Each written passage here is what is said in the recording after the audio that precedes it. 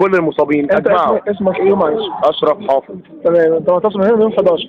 معتصم من يوم 11 ايه المطالبه يا مصاب من مصاب الثوره، مصاب 28 يناير.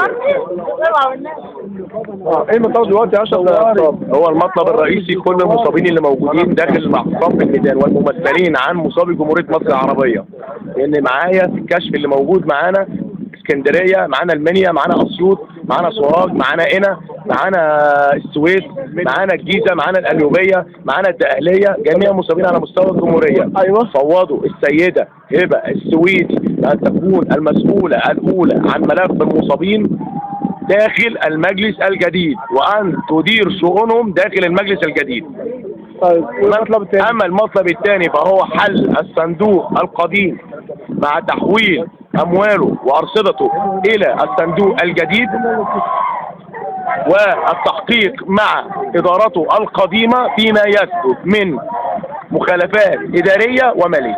مين تحديدا في الاداره دي؟ الإدارة القديمة كلها، كل من هو كان مسؤول عن إدارة الصندوق القديم، اسمائهم زائد التحقيق الدقيق عن المستبعدين من الصندوق، المستبعدين والمجموعة اللي قامت بعمل تظلم.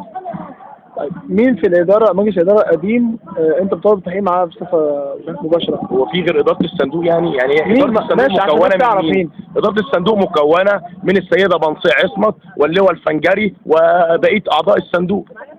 تمام.